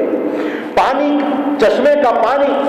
فصلوں کو اگاتا ہے، دنیا کے اندر باغ و بہار لاتا ہے، لیکن آنکھوں سے بہنے والا اللہ کے خوف سے آنسوؤں کا پانی یہ نیکیوں کی بہار لاتا ہے، آخرت کی بہار لاتا ہے، اور آخرت کی زندگی کو کارآمد بناتا ہے۔ کتنا زمین آسمان کا فرق ہے، ایک چشمے کا پانی ہے اور ایک آنکھ کا ہمارا پانی ہے، ایک چشم کا پانی ہے اور ایک چشمے کا پانی ہے۔ چشمے سے جو فصل اگتی ہے وہ فانی ہوتی ہے، کاٹ دی جاتی ہے، زوال اس کے اوپر آ جاتا ہے، لیکن جو چشم سے بہنے والا پانی ہے اور اس کی وجہ سے جو اس کے نام اعمال میں نیکیاں لکھی جاتی ہیں وہ لافانی ہے، اور وہ نیکیاں اس کے نام اعمال میں ہمیشہ باقی رہنے والی ہے۔ چشمے کا پانی تو ظاہری نجاست کو ختم کرتا ہے، ظاہری نجاست کو دھوتا ہے، کپڑوں کو صاف ستھرا کر دے گا اور تمہیں پاک کر دے گا، لیکن چشم اور آنکھوں سے بہنے والا پانی اندرونی نجاست کو صاف کر دیتا ہے، گناہوں سے بالکل پاک اور صاف کر دیتا ہے۔ اب بتاؤ کون سا پانی افضل ہے؟ یہ پانی افضل ہے، یہ اللہ نے آنکھ سے بہنے والے پانی کو اور آنسوؤں کو فضیلت اور برتری عطا فرمائی ہے۔ اس لیے اللہ کی بارگاہ میں رونا اور گڑ گڑانا اور اللہ سے توبہ اور استغفار کرنا اور اللہ سے مغفرت طلب کرنا، یہ عمل اللہ تبارک و تعالیٰ کو بے پناہ پسندیدہ ہے۔ اس دنیا کے اندر اگر رو لیں تو آخرت کے اندر رونے سے بچ جائیں گے۔ اس دنیا کے اندر گریہ ازاری کر لیں، آخرت کے اندر خون کے آنسو اگر آنکھوں سے بہیں گے تب بھی کوئی فائدہ نہیں ہوگا۔ دل اور جگر کا خون آنسو بن کر بھی آنکھوں سے نکلے گا، کفے افسوس ملیں گے، دنیا کے اندر لوٹنے کی تمنا کریں گے، تب بھی کوئی فائدہ اور کوئی سود مند نہ ہوگا۔ اس لیے دنیا کے اندر رو رہے اللہ کی بارگاہ میں گڑ گڑا لیں، اللہ سے توبہ اور مغفرت طلب کر لیں تو آخرت کے پچھتاوے سے بچ جائیں گے۔ جب میدان محشر ہوگا اور اللہ جلوہ افروز ہوگا، عدالت کی کرسی پر جلوہ افروز ہوگا، فرمایا گیا قرآن کریم کے اندر اذا المجرمون ناکسوا رؤوسهم عند ربهم، تم دیکھو گے کہ مجرموں کو اپنے چہروں کو جھکائے ہوئے ہوں گے، اوندے منہ پڑے ہوئے ہوں گے اپنے پروردگار کے سامنے۔ ایک جگہ فرمایا کلا بل ران علی قلوبهم ما كانوا یکسبون، دنیا کے اندر جو نیک برائیاں کرتے تھے ان کی وجہ سے ان کے دلوں کے اوپر سیاہی اور زنگ لگ گیا، اب انہوں نے توبہ اور مغفرت طلب نہ کی، میدان محشر میں جب پہنچیں گے کلا ربهم یومئذ لمحجوبون، اللہ تعالیٰ کے دیدار سے اور زیارت سے ان کو روک دیا جائے گا، اللہ کی زیارت سے مشرف نہ ہوں گے جو سب سے بڑی نعمت ہوگی۔ اس وقت پشیمانی ہوگی، ندامت ہوگی، اس وقت اللہ کے رسول صلی اللہ علیہ وسلم بھی ہوں گے، آقائے دو جہاں بھی ہوں گے، جنہوں نے اس دنیا کے اندر اللہ کی بارگاہ میں روئے اور گڑ گڑائے ہیں اور پوری پوری رات اپنی امتیوں کے لیے دعا کرتے کرتے گزارتی ہے، یہ کہتے کہتے ان تعذبهم فانهم عباد وان تغفر لهم فانك انت العزیز الحکیم، اے اللہ یہ تیرے بندے ہیں، تو مالک ہے، خالق ہے، اگر تو عذاب دے تو اپنی ملکیت کے اندر تصرف کرنے والا اندازی کرنے والا نہیں، لیکن اگر تو معاف فرما دے گا تو تو غالب حکمت والا ہے۔ پوری رات حضور اکرم صلی اللہ علیہ وسلم نے رات میں گزاری ہے اپنی امت کو نیک بنانے میں، اپنی امت کی مغفرت طلب کرنے میں، اپنی امت کو جہنم سے بچانے کی وجہ سے دعاؤں کے اندر گزار دی ہے۔ حضور اکرم صلی اللہ علیہ وسلم جب میدان محشر میں اپنی ان امتیوں کو دیکھیں گے کہ ان کے چہروں کے اوپر گناہوں کی سیاہی مل دی گئی ہے، یہ ان کے چہرے سیاہ ہیں اور ذلت اور رسوائی ان کے چہروں پر چھائی ہوئی ہے، حوض کوثر پر بھی جانے کی کوشش کریں گے، فرشتے روک دیں گے اور محروم کر دیے جائیں گے۔ اس وقت میرے آقا صلی اللہ علیہ وسلم کو کتنی تکلیف ہوگی، کتنا احساس ہوگا کہ یہ میرے امتی ہیں کہ جن کے لیے میں نے اپنی پوری زندگی صرف کر دی، اپنی جوانی کی رعنائیاں اور شباب کی توانائیاں تمام کی تمام اپنی امت کے لیے خرچ کی اور صرف کی ہیں، جن کو بنانے میں نے اپنے 63 سال گزارے ہیں۔ آج میرے سامنے اس حالت میں یہ امتی آئے ہیں کہ گناہوں کی نحوست ان کے چہرے کے اوپر آیا ہے۔ اس وقت کتنی ندامت اور پشیمانی ہوگی۔ اس دنیا کے اندر اگر کوئی فیل ہو جائے خودکشی کرنے پر آمادہ ہو جاتا ہے، معمولی سا کوئی گناہ ہو جائے تو اپنے رشتہ داروں کو، والدین کو منہ تک نہیں دکھاتا، منہ کو چھپائے پھرتا ہے۔ وہ عالم محشر میں جہاں تمام اجزاء اقربا ہوں گے اور سب سے بڑے ہمارے آقا حضرت محمد الرسول اللہ صلی اللہ علیہ وسلم ہوں گے، اگر توبہ کے ذریعے اور رونے کے ذریعے اپنے گناہوں کو ہم نے اس دنیا کے اندر نہیں دھویا، کتنی پشیمانی اور ندامت ہوگی اور کتنی ذلت اور رسوائی کا ہمیں وہاں سامنا کرنا پڑے گا، اندازہ لگا سکتے ہو۔ لہذا اس دن کے پچھتانے سے پہلے اس دنیا کے اندر رو لیں، اس دن کے رونے سے پہلے اس دن کے دنیا کے اندر گریہ وزاری کر لیں تو اللہ تبارک و تعالی ہمارے گناہوں کو بخش دے گا اور معاف فرما دے گا۔ قل یا عبادی الذین اسرفوا علی انفسهم لا تقنطوا من رحمت اللہ ان اللہ یغفر الذنوب جميعا انہ هو الغفور الرحیم۔ کیسے مغفرت طلب نہ کریں؟ اللہ کے نیک بندے جو معصوم ہیں وہ اللہ کی بارگاہ میں روتے اور گڑگڑاتے نظر آتے ہیں،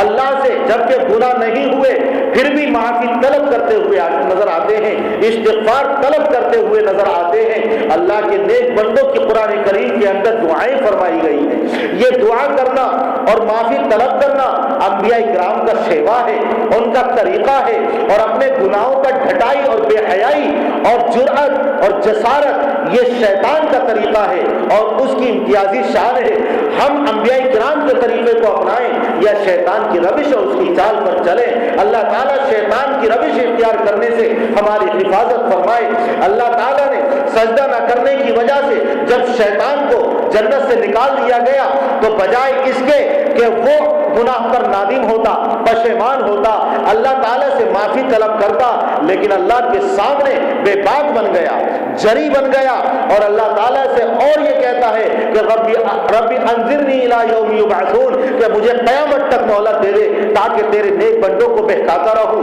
تیرے نیک بندوں کے دلوں کے اندر آرزو پیدا کرتا رہوں، راہ راست سے ان کو گمراہ کرتا رہوں۔ اللہ کی شان کریمی کا وہاں بھی مظاہرہ ہوتا ہے کہ جا، میں نے تجھے قیامت تک تو مہلت دے دی لیکن میرے نیک بندے تیرے بہکاوے میں نہیں آئیں گے، اور اگر بہکاوے میں آ گئے لیکن میرے ڈر اور خوف سے اس نے اپنے گناہوں پر ڈر کر آنسو کا ایک قطرہ بھی بہا دیا تو تمام گناہوں کے اوپر معافی کا قلم پھیر دوں گا۔ شیطان اس سے زیادہ بڑا ذلیل و رسوا کبھی نہیں ہوتا۔ گناہ خوب کرواتا ہے، خوب کرواتا ہے، لیکن جب یہ اللہ کا بندہ یہ سوچتا ہے ارے میں تو مخلوق ہوں، اللہ میرا مالک ہے، میں تو مرزوق ہوں، اللہ میرا رازق ہے، میرا خالق اللہ ہے اور میں مخلوق ہوں، اللہ نے بے شمار نعمتوں سے مجھے نوازا ہے، اللہ نے انعام و اکرام کا میرے اوپر معاملہ فرمایا ہے، اللہ تعالیٰ نے مجھے جانور نہیں بنایا، اللہ نے مجھے کیڑا مکوڑا نہیں بنایا، اللہ نے مجھے اپاہج اور معذور نہیں بنایا، اللہ نے مجھے اندھا نہیں بنایا، گونگا نہیں بنایا، بہرا مجھے نہیں بنایا، مجھے توانا طاقتور بنایا ہے۔ ماں کی گود سے لے کر قبر کی آغوش میں جانے تک اتنی بے شمار نعمتیں، اتنی بے شمار نعمتیں، ان نعمتوں کا اگر استحضار کر لے ایک لمحہ بھی اللہ تعالیٰ کی نافرمانی کو گوارا نہیں کرے گا۔ جب یہ وہ سوچتا ہے تو پھر اللہ کی بارگاہ میں توبہ اور استغفار کرتا ہے تو پھر اللہ تعالیٰ اس کے گناہوں پر معافی کا قلم پھیر دیتا ہے۔ اس وقت شیطان کی جب محنت ضائع ہوتی ہے تو بڑا ذلیل اور رسوا ہوتا ہے اور اپنے سر کے اوپر ہاتھ چھانٹتا ڈالتا ہوا وہ نظر آتا ہے۔ تو شیطان ڈٹ گیا، اللہ کے سامنے جری بن گیا۔ گناہ کرنے کے بعد جری بن جانا، ندامت کا احساس نہ ہونا، یہ شیطان کا طریقہ ہے۔ اور حضرت آدم علیہ السلام سے جب گناہ ہوا تو وہ دنیا کے اندر اتار دیے گئے، اجتہادی غلطی ہوئی تھی، اجتہادی غلطی، چوک ہو گئی تھی، تو ان سے تو توبہ کرنی بھی نہیں آتی تھی۔ اللہ تعالیٰ معاف کرنا چاہتا ہے، جنت میں داخل کروانا چاہتا ہے، اسی لیے تو اللہ نے کلمات توبہ تلقین فرمائے۔ فَتَلَقَّى آدَمُ مِن رَّبِّهِ کلمات، اللہ تعالیٰ نے حضرت آدم کو توبہ کے کلمات تلقین فرمائے۔ حضرت آدم نے وہ کلمات سیکھ لیے۔ وہ کون سے تھے؟ ربنا ظلمنا انفسنا وان لم تغفر لنا وترحمنا لنكونن من الخاسرین، روتے رہے، گڑ گڑاتے رہے۔ روایات میں آتا ہے کہ تقریباً 40 سال تک یا 300 سال تک، دونوں طرح کی روایتیں ہیں کہ وہ اتنا روئے کہ ان کے رخساروں پر نالیاں بن گئیں اور نشان پڑ گئے، اتنا روئے اور اللہ تعالیٰ نے ان کو معاف فرما دیا۔ تو یہ نبیوں کا طریقہ ہے کہ ہم اپنے گناہوں پر توبہ اور استغفار کریں۔ حضرت آدم علیہ السلام اللہ کی بارگاہ میں تڑپتے ہوئے نظر آتے ہیں، بے قرار اور بے چین دل کے ساتھ روتے ہوئے گڑ گڑاتے ہوئے عرض کرتے ہیں ربنا ظلمنا انفسنا وان لم تغفر لنا وترحمنا لنكونن من الخاسرین، اے ہمارے پروردگار، ہم نے اپنی جانوں پر ظلم کیا ہے، اگر تو نے رحم کا معاملہ نہ کیا، اگر تو نے مغفرت نہ فرمائی تو ہم تو ٹوٹے اٹھانے والے اور نقصان اٹھانے والوں میں سے ہوں گے۔ حضرت نوح جو آدم ثانی ہیں، وہ بھی اللہ کی بارگاہ میں دعا کرتے ہوئے نظر آتے ہیں ربنا اغفر لی ولوالدی وللمؤمنین والمؤمنات یوم یقوم ولمن دخل بیتی مؤمنا وللمؤمنین والمؤمنات ولا تزد الظالمین الا تبارا، اے ہمارے پروردگار میری مغفرت فرما، میرے والدین کی مغفرت فرما، جو میرے گھر کے اندر ایمان کی حالت میں داخل ہو گیا ان تمام کی مغفرت فرما، مومنوں مرد اور مومنوں عورتوں کی مغفرت فرما۔ اللہ کی بارگاہ میں رو رہے ہیں، گڑ گڑا رہے ہیں۔ حضرت ابراہیم علیہ السلام جو اللہ کے خلیل ہیں، اللہ کے دوست ہیں، مقام خلت پر اللہ نے ان کو فائز فرمایا ہے، وہ معصوم ہونے کے باوجود اللہ کی بارگاہ میں دعائیں کرتے ہیں کہ رب اغفر لی ولوالدی وللمؤمنین یوم یقوم الحساب، ربنا اغفر لی ولوالدی وللمؤمنین یوم یقوم الحساب، میری مغفرت فرما، میرے والدین کی مغفرت فرما یوم حساب، قیامت کے دن۔ فرماتے ربنا ارنا مناسکنا وتب علینا انک انت التواب الرحیم، ہمیں مناسک حج سکھا اور ہماری مغفرت فرما، تو توبہ قبول کرنے والا اور رحم کرنے والا ہے۔ حضرت موسیٰ علیہ السلام اللہ کی بارگاہ میں رو رہے ہیں اور گڑ گڑا رہے ہیں اور دعا مانگ رہے ہیں رب اغفر لی ولاخی وادخلنا فی رحمتی، اے میرے پروردگار میری مغفرت بھی فرما، میرے بھائی کی بھی مغفرت فرما، اپنی رحمتوں کے اندر ہمیں شامل فرما لے۔ حضرت ایوب علیہ السلام اللہ کی بارگاہ میں روتے گڑ گڑاتے نظر آتے ہیں، توبہ کرتے ہوئے نظر آتے ہیں رب انی مسنی الضر وانت ارحم الراحمین، اے اللہ مجھے مصیبت نے پکڑ لیا ہے، بیماری کے اندر مبتلا ہوں، بدن کے اندر کیڑے پڑ گئے ہیں، تو رحم کرنے والا ہے، تو مغفرت کرنے والا ہے۔ رو رہے ہیں، گڑ گڑا رہے ہیں، توبہ کر رہے ہیں۔ حضرت یونس علیہ السلام اللہ کی بارگاہ میں دعا کر رہے ہیں لا الہ الا انت سبحانک انی کنت من الظالمین، اے پروردگار تیرے علاوہ کوئی لائق عبادت نہیں ہے، میں نے اپنی جان کے اوپر ظلم کیا ہے، تو مجھے بخش دے، میرے اوپر رحم فرما۔ یہ تو انبیاء کرام ہیں، لیکن وہ آقا دو جہاں جو سید الرسل ہیں، امام الانبیاء ہیں، جو مغفور اور مرحوم ہیں، جو طاہر مطہر اور مطہر ہیں، جن کو پاک کر دیا گیا، جن کی مبارک زبان کی وجہ سے کتنے انسانوں کو گناہوں سے پاک صاف ستھرا کر دیا گیا، جن کو اللہ تعالیٰ نے اس دنیا کے اندر بشارت دے دی گئی کہ آپ بالکل معصوم اور بخشے بخشائے ہیں، بلکہ آپ کی مبارک زبان سے کتنے لوگوں کو نجات کا پروانہ عطا کر دیا گیا، دنیا کے اندر جنتوں کی خوشخبریاں اور بشارتیں سنا دی گئیں۔ وہ آقا دو جہاں صلی اللہ علیہ وسلم خود فرماتے ہیں واللہ انی لاستغفر اللہ فی اليوم اکثر 70 مرہ، خدا کی قسم میں اللہ کی بارگاہ میں ایک مجلس کے اندر 70 مرتبہ سے زیادہ اللہ کی بارگاہ میں استغفار کرتا ہوں۔ جن کی زندگی بالکل معصوم، ایک ایک مجلس کے اندر 70 مرتبہ سے زیادہ جو استغفار کرتے ہوئے نظر آتے ہیں، ہمارا بال ہمارے جسم کا حصہ اور ہمارا سر سے لے کر پیر تک سرابا گناہوں کے اندر آلودہ ہے اور نجاستوں میں لکھڑا ہوا ہے۔ ہمیں اللہ کی بارگاہ میں کتنی توبہ کرنی چاہیے اور مغفرت طلب کرنی چاہیے۔ حضرت عبداللہ بن عمر رضی اللہ تعالی عنہما ارشاد فرماتے ہیں، کنا لنعد لرسول اللہ صلی اللہ علیہ وسلم فی المجلس، ہم رسول اللہ صلی اللہ علیہ وسلم کی ایک ایک مجلس کے اندر جب شمار کرتے تھے تو آپ یہ دعا پڑھتے تھے کہ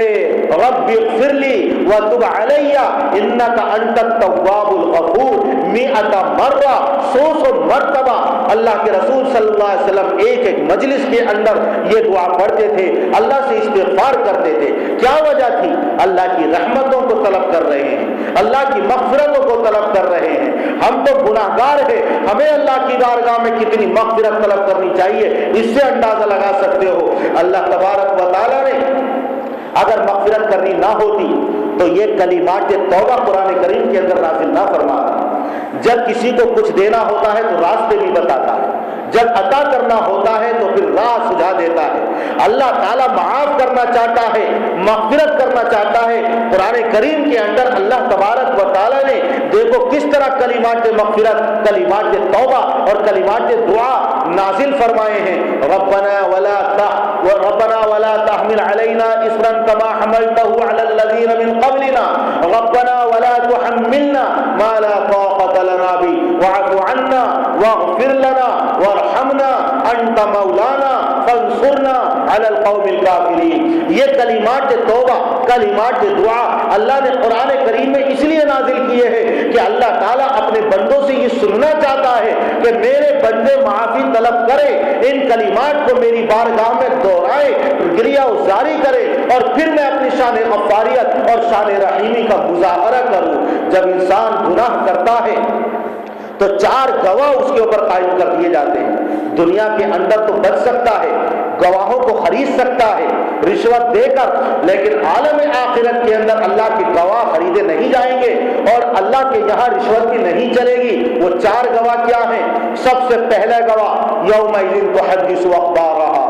وہ گناہ کرتا ہے، زمین اس کو ریکارڈ کر رہی ہے اور میدان محشر کے اندر وہ زمین اپنی تمام خبریں اور وہ گناہ بیان کر دے گی۔ پہلے یہ نہیں سمجھا جا سکتا تھا، لیکن آج کتنا آسان ہو گیا۔ ٹیپ ریکارڈ محفوظ کر رہا ہے، یہ تمام دھاتیں اس زمین سے نکلی ہیں۔ جب زمین سے نکلی ہوئی دھات ہماری باتوں کو محفوظ کر سکتی ہے تو کیا زمین ہماری باتوں کو محفوظ نہیں کر سکتی؟ موبائل کی ذرا سی چپ یہ اس دھات سے بنی ہے جو زمین سے نکلی ہے، اس کے اندر چلتی پھرتی تصویریں محفوظ کر لی جاتی ہیں، جب چاہو دیکھ سکتے ہو۔ انسان کی گفتگو محفوظ کر لی جاتی ہے، جب چاہو تم سن سکتے ہو۔ تو کیا اللہ تعالیٰ زمین کے اندر وہ صلاحیت نہیں رکھ سکتا کہ ہمارے گناہوں کو وہ محفوظ کر لے؟ یہ گواہ میدان محشر کے اندر قائم کر دیا جائے گا۔ یومئذ تحدث اخبارہا بان ربک اوحی لہا، اس وقت انسان کہے گا کیا ہوا ہے اس کو؟ دنیا کی تمام خبریں یہ بیان کر رہی ہے، تمام گناہ یہ بیان کر رہی ہے۔ دوسرا گواہ جو اللہ تعالیٰ نے قائم کر دیا ہے وہ ہمارے اعضاء جوارے ہیں۔ الیوم نختم علی افواہہم وتکلمنا ایدیہم وتشہد ارجلہم بما کانوا یکسبون، ہمارے منہ پر مہر لگا دی جائے گی، ہاتھ بولیں گے، پیر بولیں گے، جسم کا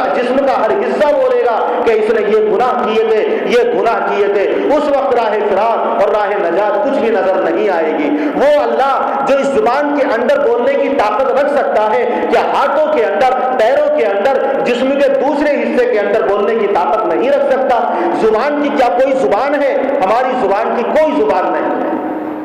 ہاتھ بھی گوشت پوست کا بنا ہوا ہے، پیر بھی گوشت پوست کا بنا ہوا ہے اور زبان بھی گوشت پوست کی ہے۔ زبان کے اندر اللہ نے بولنے کی طاقت رکھ دی، لیکن ہماری زبان کی کوئی زبان نہیں جس کے ذریعے یہ زبان بولے۔ اسی زبان کے اندر بولنے کی طاقت ہے وہ اللہ جس نے زبان کے اندر بولنے کی طاقت رکھی، میدان محشر کے اندر آزاد جوارے کے اندر بولنے کی طاقت پیدا فرما دے گا۔ اور یہ کہے گا انسان ارے تمہاری وجہ سے جھگڑ رہا تھا، تو یہ آزا جوارے کہیں گے انطقنا اللہ الذی انطق کل شیء، جس نے ہر چیز کے اندر بولنے کی صلاحیت رکھی اسی نے قوت گویائی ہمارے اندر رکھ دی ہے، ہم انکار نہیں کر سکتے۔ دو گواہ ہو گئے، تیسرے گواہ وہ فرشتے ہیں جو ہمارے اعمال کو لکھ رہے ہیں، یہ فرشتے گواہ بن کر کھڑے ہو جائیں گے ہمارے خلاف، اور چوتھا گواہ وہ نامہ اعمال ہوگا جو تا حد نگاہ پھیلا ہوا ہوگا، اور ہماری بدکاریاں، ہماری سیاہکاریاں اور ہمارے گناہ اس کے اندر نظر آئیں گے۔ یہ چار گواہ ہمارے اوپر قائم کر دیے جائیں گے۔ لیکن حضرت تھانوی رحمت اللہ علیہ نے ایک حدیث لکھی ہے، اللہ نے کیسا ان کو علم عطا فرمایا تھا، واقعی مجدد الملت اور حکیم الامت تھے، کیسی گتھیاں سلجھائی ہیں، بڑے سے بڑا فلاسفر، بڑے سے بڑا سائنسداں اور الفاظ سے ہیر پھیر کرنے والا اور شریعت کو عقل کے معیار پر اور سائنس کے معیار پر پرکھنے والا، مشکل سے مشکل مسئلہ اگر حضرت کی خدمت میں آتا تھا تو چٹکیوں میں اس مسئلے کو حل کر دیا جاتا تھا۔ اس لیے حکیم الامت اور مجدد الملت، اعتراض جب یہ کیا گیا کہ مسلک حنفی قرآن کریم کے مطابق نہیں تو احکام القرآن لکھوا دی اور یہ ثابت کر دیا کہ دیکھو جتنے مسائل فقہ حنفی کے ہیں قرآن کریم کے مطابق ہیں۔ جب یہ اعتراض ہوا کہ مسلک حنفی احادیث شریفہ کے مطابق نہیں، سنت نبویہ کے مطابق نہیں، تو پھر اعلاء السنن لکھوا دی اور وہ تمام دلائل اور احادیث شریفہ اور سنن نبویہ جمع فرما دی جو امام ابو حنیفہ رحمۃ اللہ علیہ کے مسلک کے مستدلات اور دلائل ہیں، اور یہ ثابت کر دیا کہ فقہ حنفی عین قرآن اور حدیث کے مطابق ہے۔ جب پھر تصوف پر اعتراض ہوا کہ یہ تصوف کیا چیز ہے، جس لوگوں نے اس کا ذائقہ نہیں چکھا ہے، جو اس کی لذت سے بالکل ناآشنا ہے، اہل اللہ کی جوتیاں سیدھی نہیں کی ہیں اور اہل اللہ کی صحبت سے فیضیاب نہیں ہوئے ہیں، تصوف کا وہ ذائقہ اور شیرینی کا کیا ان کو پتا ہے؟ کچھ دن کسی اللہ والے کی صحبت میں رہ کے دیکھ لیں، پھر لذت کا پتہ چلے گا اور پھر ذائقے کا اندازہ ہوگا کہ کیسی یہ چیز ہے، رذائل دور ہوتے ہیں۔ جب تصوف کے اوپر اعتراض کیے گئے تو غالباً التشرع فی احکام التصوف یا التکشف عن احکام التصوف کتاب لکھ ڈالی اور وہ تمام اعتراضات دفع کر دیے گئے جو دوسرے لوگوں نے تصوف کے اوپر کیے ہیں۔ انہوں نے اسی کتاب کے اندر ایک حدیث لکھی ہے کہ جب چار گواہ انسان کے خلاف قائم کر دیے جائیں گے، لیکن اس دنیا کے اندر اللہ نے ایسا نسخہ عطا فرما دیا، جیسے میں نے بار بار کہا، پیسہ خرچ کرنے کی ضرورت نہیں، دور دراز کا سفر طے کرنے کی ضرورت نہیں، مشقت برداشت کرنے کی ضرورت نہیں، کسی کی خوشامد کرنے کی ضرورت نہیں، راتوں کی تنہائی میں اللہ کے ڈر اور خوف سے صرف آنسوؤں کے 2 قطرے اللہ کی بارگاہ میں بہا دو اور توبہ کر لو، اللہ تمام گناہوں کو بخش دے گا۔ کیسے بخشے گا؟ یہ جب 4 گواہ ہوں گے اللہ تعالیٰ یہ کرے گا کہ سب سے پہلے جب بندہ توبہ کرتا انساہ اللہ حفظت ذنوبہ، سب سے پہلے اللہ تعالیٰ ملائکہ کو وہ تمام گناہ بھلوا دیتا ہے، اب فرشتوں کے ذہن سے نکال دے گا، فرشتے میدان محشر میں اس کے خلاف گواہ نہیں بنیں گے۔ حضرت تھانوی رحمۃ اللہ نے ایک حکمت اور لکھی ہے، اللہ نے اپنی طرف نسبت کی ہے، انساہ اللہ الحفظت ذنوبہ، اللہ فرشتوں سے وہ گناہ بھلوا دے گا۔ یہ نہیں کہا کہ فرشتوں کو حکم دے گا کہ تم گناہ مٹا دو یا تم بھول جاؤ یا گواہی مت دو، اللہ بھلوا دے گا۔ اللہ نے اس لیے اپنی طرف نسبت کی ہے کہ تاکہ فرشتے یہ تانا نہ دے سکیں کہ اے اللہ کے بندے تیرے گناہ کے خلاف ہم نے گواہی نہ دی۔ اللہ تو اپنے گناہگار بندوں کے خلاف اتنا تانا بھی پسند نہیں کرتا ہے، اس لیے اللہ نے اپنی طرف نسبت کی ہے کہ اللہ فرشتوں سے وہ گناہ بھلوا دے گا اور اس کے اعضاء جوارے سے وہ گناہ بھلوا دے گا، زمین سے وہ گناہ مٹا دے گا اور زمین کو بھی بھلوا دے گا، اور اللہ تبارک و تعالیٰ اس کے نامہ اعمال کے اندر اس کے گناہوں کی ذرا نیکیاں لکھ دے گا۔ یہ تمام چیزیں اللہ تبارک و تعالیٰ خود فرمائے گا۔ دنیا کے اندر کوئی مجرم ہوتا ہے تو 3 عدالتوں کے اندر اس کا ریکارڈ ہوتا ہے، اگر خدا نہ کرے کوئی یہاں مجرم بن کر جائے گا تو سب سے پہلے سیشن عدالت اور کورٹ کے اندر اس کی فائل ہوگی جرموں کی، اس کے بعد اس کی فائل جائے گی ہائی کورٹ کے اندر، اور تیسرے درجے میں اس کی فائل جائے گی جرموں کی سپریم کورٹ کے اندر۔ اگر وہ یہاں سیشن کورٹ سے بری ہو جائے تو اس فائل کو تو بند کر کے رکھ دیا جائے گا، لیکن اس کے گناہوں کا ریکارڈ ہائی کورٹ کے اندر بھی ہوگا اور سپریم کورٹ کے اندر بھی ہوگا۔ دنیا کا بادشاہ اس ریکارڈ کو اپنے مجرم اور باغی رعایا کے ریکارڈ کو محفوظ رکھتا ہے، اس لیے کہ وہ اس کے دل میں کبھی یہ گمان یہ خیال آتا ہے کہ ہو سکتا ہے پھر یہ جرم کرے، پھر بغاوت کرے اور پھر گناہ کرے، اس لیے اس کی پرانی فائل اس کو دکھا دی جائے گی اور پہلے سے زیادہ اس کے اوپر سزا جاری کی جائے گی۔ لیکن اللہ تبارک و تعالیٰ کے یہاں سیشن کورٹ سے بھی وہ تمام جرم مٹا دیے جاتے ہیں اور ہائی کورٹ سے بھی وہ جرم مٹا دیے جاتے ہیں اور سپریم کورٹ سے بھی وہ تمام جرم مٹا دیے جاتے ہیں، یہاں تک کہ اس کے نام اعمال کے اندر کوئی جرموں کا اور گناہوں کا دھبا بھی نہیں ہوتا ہے۔ اللہ تبارک و تعالیٰ تو اتنا غفور الرحیم اور اتنا کریم ہے، کوئی مانگنے والا تو ہو، اللہ تعالیٰ سے کوئی مغفرت طلب کرنے والا ہو، پھر دیکھو اللہ تعالیٰ کی مغفرت، یہ دنیا کی تمام مخلوق تمہاری گواہ بن جائے گی، تمہاری نیکی پر، تمہاری طاعت پر، یہاں تک حضرت تھانوی رحمت اللہ علیہ نے لکھا ہے کہ اگر کوئی گناہ کسی زمین پر کرے، کوئی نہ دیکھ رہا ہو، تو چاہیے کہ فوراً نیکی کر لے، کہ جس طرح یہ زمین ہمارے گناہوں کے خلاف ہمارے گناہوں پر گواہی دے گی، اگر ہم نے نیکیاں کر لی ان الحسنات یذہبن السیئات، کہ اللہ تعالیٰ اس گناہ کو نیکیوں سے بدل دے گا، اور توبہ کر لی تو اللہ تعالیٰ زمین سے وہ گناہ بھی مٹا دے گا۔ اللہ تبارک و تعالیٰ ہمیں اپنے گناہوں پر مغفرت طلب کرنے کی توفیق نصیب فرمائے۔ ایک جو واقعہ عبرت کے لیے ہے اور ہم اس بچے سے عبرت حاصل کریں تو انشاءاللہ ہمیں بڑا فائدہ پہنچے گا۔ اس واقعے کو عرض کر کے اپنی بات کو ختم کرتا ہوں۔ ابن القیم رحمت اللہ علیہ بہت بڑے محدث اور اللہ والے گزرے ہیں، انہوں نے ایک کتاب لکھی ہے جس کا نام ہے زاد المعاد۔ انہوں نے اپنی کتاب کے اندر لکھا ہے کہ میں ایک بستی سے گزرا ہوا جا رہا تھا، جب میں ایک گلی سے گزرا تو میں نے دیکھا یہ توبہ اور اللہ کی رحمتوں سے سمٹ جانا، اللہ سے مغفرت طلب کرنا، اللہ کی شان رحیمی اور کریمی کو مد نظر رکھنا اور پھر اللہ سے توبہ کرنا، دیکھو اس سے سبق حاصل کرو، پھر اللہ اپنی رحمتوں کا مظاہرہ فرمائے گا۔ جب میں گزرا ہوا جا رہا تھا میں نے دیکھا کہ ایک دروازہ کھلا اور ماں اپنے بیٹے کے سر کے بالوں کو پکڑے ہوئے مار رہی ہے اور یہ کہہ رہی ہے کہ تو نافرمان ہے، تو میرا کہنا نہیں سنتا، میری بات نہیں مانتا، جا گھر سے دفع ہو جا، کبھی اپنی صورت مت دکھانا اور کبھی اس گھر کے اندر قدم نہیں رکھنا، میں تیری صورت نہیں دیکھنا چاہتی، اور مارتے مارتے اس کو اپنے گھر سے باہر نکال دیا اور دروازہ اس نے بند کر دیا۔ یہ بیچارہ اپنی آنکھوں میں آنسو لیے ہوئے اور دل کے اندر تڑپ لیے ہوئے ایک قدم چلتا ہے، حسرت بھری نگاہوں سے پھر واپس دیکھتا ہے، پھر چلتا ہے، پھر ایک قدم مڑ کر پھر دیکھتا ہے حسرت بھری نگاہوں سے، یہاں تک کہ رک رک کر چلتے چلتے گلی کا ایک موڑ آیا اور اس موڑ پر اس نے اپنے گھر کو حسرت بھری نگاہوں سے دیکھا۔ ابن القیم رحمت اللہ علیہ فرماتے ہیں میں اس منظر کو دیکھنے کے بعد وہی رک گیا کہ دیکھیں کیا حالات پیش آتے ہیں۔ وہ اس گلی کے موڑ پر مڑنا چاہتا تھا لیکن واپس آیا، اپنے گھر کی دہلیز چوکھٹ پر اس نے سر رکھا، چونکہ پٹا ہوا تھا، لٹا ہوا تھا، اور اس نے سر رکھا اور وہ اس کو نیند آ گئی اور سو گیا۔ ماں نے پھر کسی ضرورت سے جب اپنے گھر کا دروازہ کھولا تو نافرمان بیٹا گھر کی چوکھٹ پر سر رکھے ہوئے سوتا ہوا نظر آیا۔ اس کا غصہ ٹھنڈا نہیں ہوا تھا، اس نے پھر سر کے بال پکڑ کر غصے میں اسے جھنجھوڑا اور پھر مارنا شروع کیا۔ نافرمان تو پھر آ گیا، پھر اپنی صورت دکھانے آ گیا، نکل جا، دفع ہو جا، میں تیری صورت نہیں دیکھنا چاہتی۔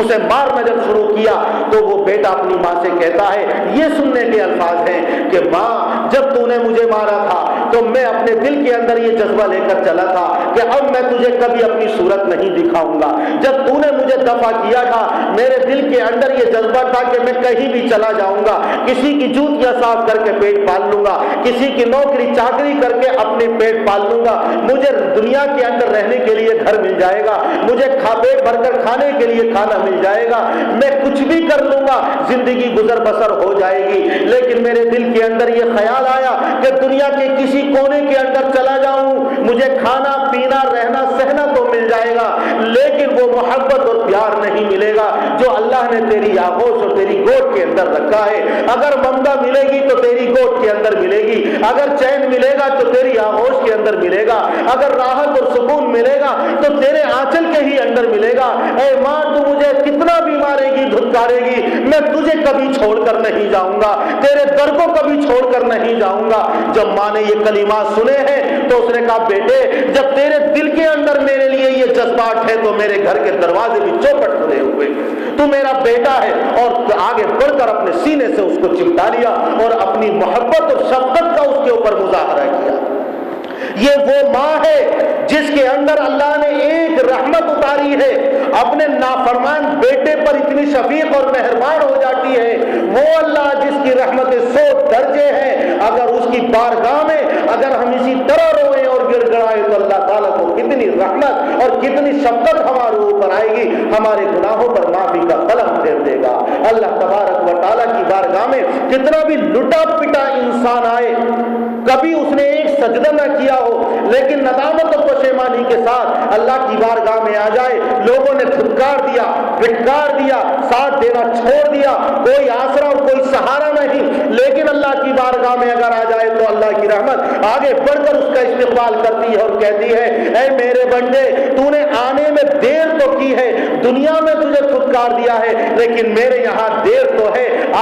میں تو کب سے تیری رحمت تیرا انتظار کر رہا تھا۔ اللہ تبارک و تعالیٰ اس کو اپنی آغوش رحمت میں لے لیتا ہے اور اللہ تعالیٰ اس کے گناہوں پر معافی کا قلم پھیر دیتا ہے۔ سچے پکے دل سے توبہ ہو، اللہ تعالیٰ ہمیں اپنے گناہوں پر معافی طلب کرنے کی توفیق نصیب فرمائے اور ہمیں معاف فرمائے۔